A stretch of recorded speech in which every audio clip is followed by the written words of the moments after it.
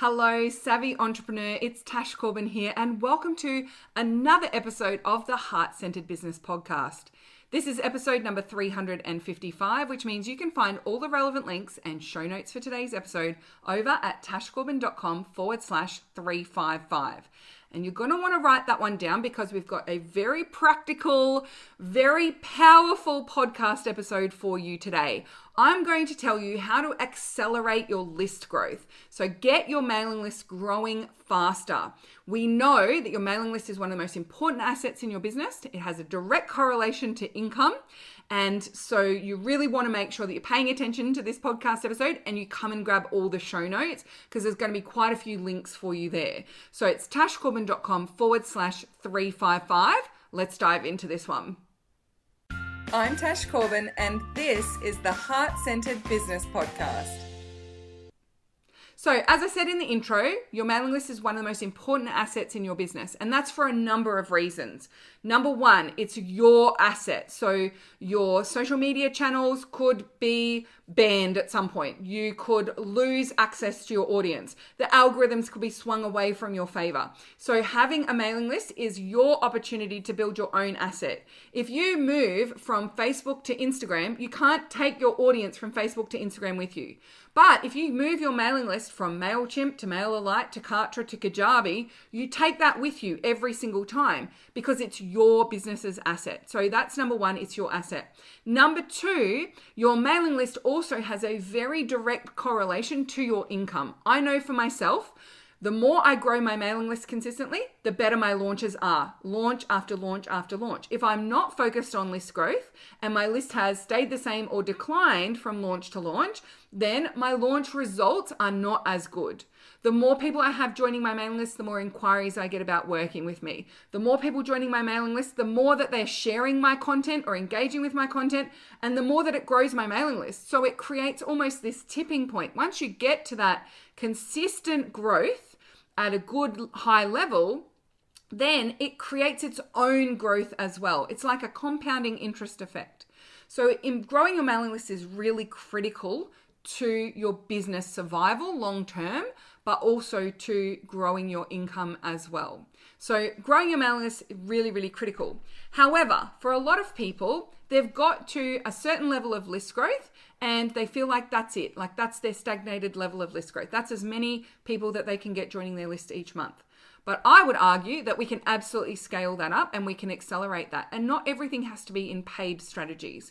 So what I've got is 5 strategies for you to really grow your mailing list and really accelerate that. Tip number 1 is that you want to make sure you've addressed all 4 stages of list growth and all 4 levels.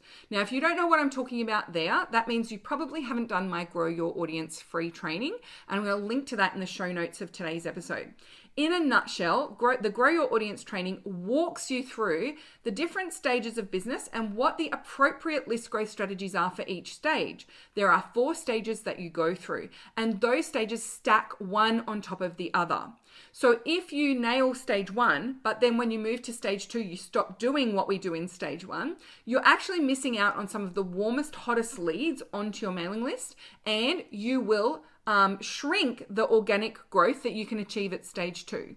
So what I would recommend, if you have done the training but you need a refresher or you've not done it before, go to the show notes at tashcorbin.com/355 and I'll have a link to the Grow Your Audience training there in the show notes so that you can make sure that you have got that part of your process nailed and that you have got all 4 stages stacking on top of each other.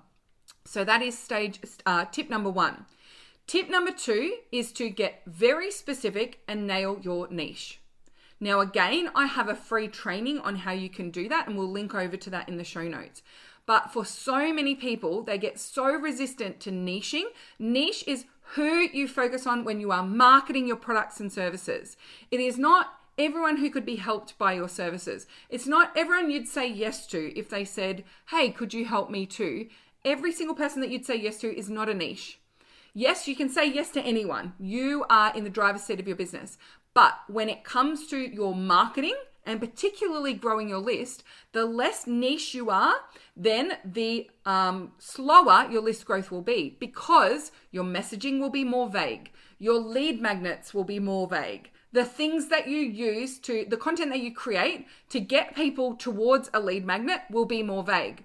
The more vague something is, the less we believe it will actually support and help us to achieve our goals. Therefore, the less likely we are to engage with that. So if you've found yourself in a bit of niche resistance, or you've been niching based on a topic or a modality rather than based on who you are focused on speaking to, then I would recommend that you go and do my Nail Your Niche training and that you really get that niche nailed down. Because if you stay unniched, that is going to slow down list growth. It has a direct correlation to the speed with which you can attract and convert people onto your mailing list. So if this is something that you know is a priority for you, it may be time to step out of niche resistance. And even if it's just for the next 90 days, focus all of your marketing efforts, your messaging, and your list growth on one specific part of your niche just for 90 days and see the difference that it will make. Now, this is something that I have a lot of feedback from people from my audience on, where they've said, I was really in that resistance and I really struggled with it, but I took your advice and I just experimented for a few months and my messaging was so much easier. My offers sold much more effectively. My list grew so much faster that I've decided to stick with a niche. And it is so powerful to see that transformation for people. So I want you to really focus down on one specific niche. And that leads me into tip number 3, and that is for your content and in particular your lead magnet, i.e. the thing that gets people onto your list, be far more specific and far more niche with it. So even if you've selected a nice and specific niche, I want you to go into a sub niche when you create a new lead magnet or freebie. This will help you to ensure that the lead magnet is specific, it's tangible, and it helps people to achieve something. So be really specific on what is the outcome that people achieve when they sign up for that lead magnet. So for example, I've just given you 2 examples of mine, Grow Your Audience and Nail Your Niche. Now those lead magnets, they are for list growth, but they are created with very specific sub niches in mind. So people who are early in their business growth, who are early in their startup journey, especially with getting people from online channels, will be very focused on how to grow their audience. It's one of the most common questions that I get asked in this space is, how do I grow my audience? They want to grow their audience on socials. They want to grow their mailing list. They want to grow the number of eyes that are seeing their offers. And so I've got a lead magnet that's specifically focused on those people who are in that phase. I really need to grow my audience. One of the things that people recognize a little further along in their journey is that their messaging is not niched enough, that their content is not niched enough. And so for those people who've had that light bulb, actually, it's time for me to really narrow down and nail my niche.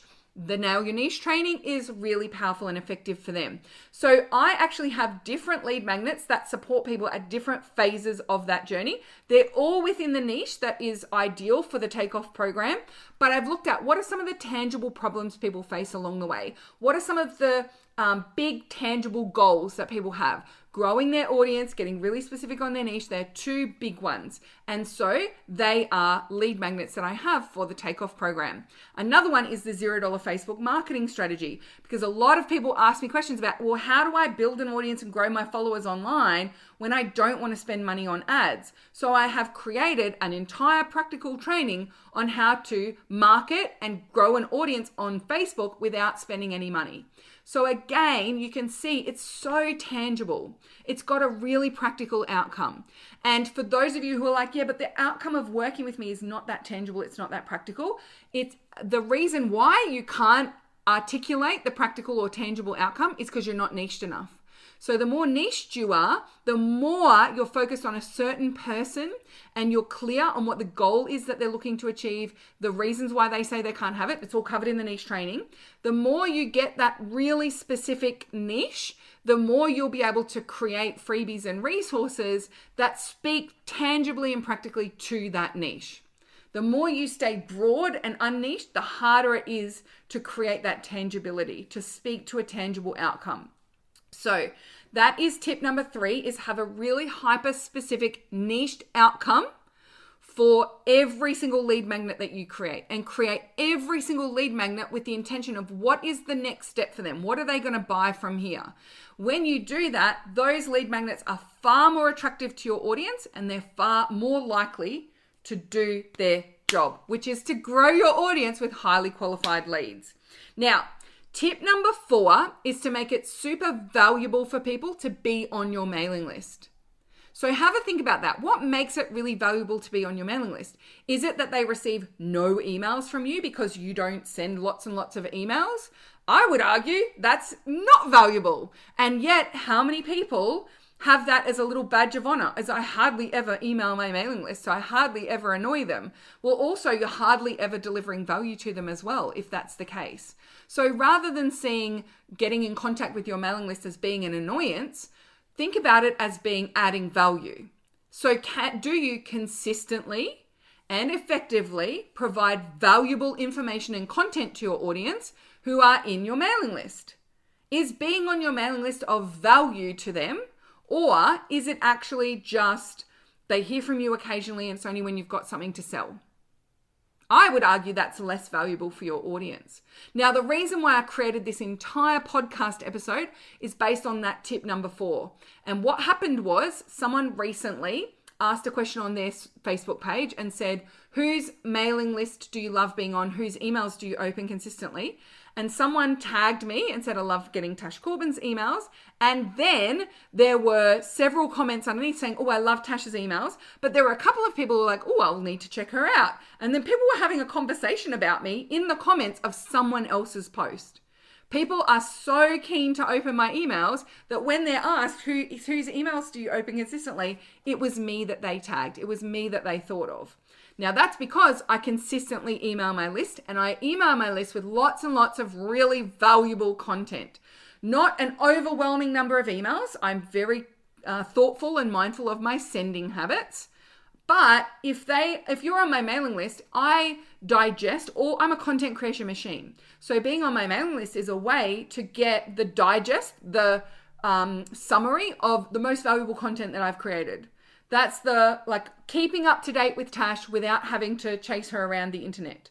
So it's really valuable to be on my list because you know you're going to get the most valuable content. It's really valuable to be on my list because you're going to be the first to know about any new free trainings or free events that I'm running, or any limited space offers that I have to share with you as well. It's valuable to be on my list because I will remind you about deadlines or things that are closing or prices that are going up. It's valuable to be on my list because you get that very tangible, practical advice for growing your business consistently. So there's a lot of reasons why it's really valuable to be on my mailing list. So think about that for your audience as well. Is it a valuable thing for them to be on your mailing list? Or is it that they're just going to get an email from you once every 3 months and then they'll forget who you are and then they'll unsubscribe? A lot of the reasons why people don't email their list consistently is because they're afraid of the unsubscribes. They're afraid of being annoying. But actually, if someone joins your list and they hear from you consistently from joining your list, they're far less likely to unsubscribe than if they join your list, don't hear from you for 3 months, and then get an email from you. You're going to have a spike in unsubscribes when you send that once in a blue moon email out, because a bunch of people won't know who you are. They won't be invested in staying on that list, in staying around, in hearing more from you, because it's just this once in a blue moon thing. So they're less likely to know who you are. They're less likely to feel like this is valuable for them to stay on your list. They're more likely to unsubscribe. You'll actually get more unsubscribes if you send an email out once every 6 weeks than you would if you sent 6 emails out over the course of 6 weeks, because that's that consistency of value. So that is tip number 4. Now, tip number 5 is to invest in list growth. Now, there are a multiple number of ways that you can invest in list growth, but I would argue that ultimately we don't want to be putting time in to get list growth out. We want to be putting money in to get list growth out. Your time is one of the most valuable, precious assets. You can't magically create more time. Yes, we can be, time benders and all that kind of stuff, but you can absolutely create more and more and more money in your business. And if you can reinvest some of that money into more list growth, then it's going to create that automatic cycle, that automatic scaling up and it's that list growth on autopilot, and it's going to free up a lot of your precious time. Now, there are a range of ways that you can invest in list growth. One is to invest in good SEO and making sure that you have that search engine optimization nailed, so that when people Google topics and questions and things that you can help with, the first thing that they find is your website, your lead magnets. So SEO and making sure your website is optimized is an investment in list growth. Now, there's only so much you can do in terms of relying on other people to passive attraction, waiting for them to start Googling, but it is a great place to start.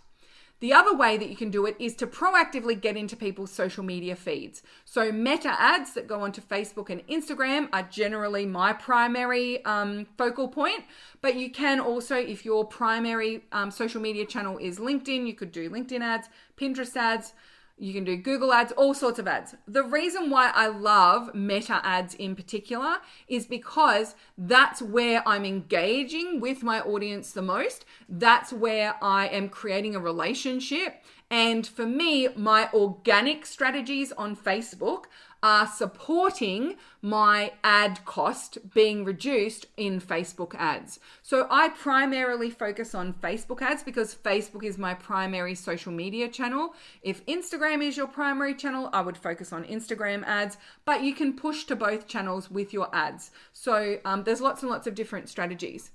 What I would be recommending is for accelerating your list growth, setting yourself the goal of getting to the point where you can invest in list growth, because it's creating this amazing snowball, this ripple effect where you're really spiraling up, and you can, if you're investing a portion of your income into list growth, you can be increasing that amount over time and really starting to accelerate the rate at which people are joining your mailing list. And that creates more income, which creates more investment in list growth, which creates more income, which creates more investment in list growth.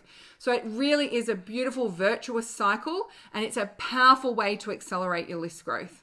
All right, so that brings me to the end of today's episode. As you can see, really powerful, really practical and tangible strategies, and something I want you to focus on for the next few weeks, really getting yourself to the point where list growth is nailed. If I could go back to the early stages of my business and fix one thing, it would be growing my mailing list and emailing them consistently, because I resisted for a very long time, and that meant I had to work around the fact I wasn't growing my list effectively and put far much more time into being on social media, way more time into high connection strategies, way more time into making up for the fact that I didn't have a consistently growing list. And I know that if I could go back in time and get that list growth on autopilot nailed in 2013, 2014, that my list would be multitudes of what it is now, and therefore my income would be as well. So don't wait until your 10th year of business like me to really get this nailed. I mean, I really focused down probably 2016. I started to take it seriously. So it was probably my 4th year of business that I really started to take it seriously. But I wish I could go back and do it earlier. So don't learn from my mistakes. I make mistakes so that you don't have to. Get that list growth stuff prioritized, because it really will set you up, and future you will be so grateful that you did it sooner rather than later. If you've got any questions about list growth, about this episode, feel free to slide on into my DMs on Facebook or Instagram, and make sure that you come and check out those show notes, because I'm going to have links to not only these free resources, grow your audience and nail your niche, but also, if you've got follow-up questions, I've done podcast episodes before about other parts of list growth. So I've got podcast episodes on how to get people to open your emails. I've got podcast episodes on how to create great lead magnets, all sorts of things. So I'll link to a few of those at the end of the show notes as well, so that you can continue to improve your understanding and knowledge on how to grow and nail list stuff, mailing list stuff, and making sure you're maximizing the results you get from that as well. Thank you so much for joining me for this episode of the Heart Centered Business Podcast. Until next time, I cannot wait to see you shine. Bye for now. Would you like more tips, tools, and resources to help you grow your heart-centered business?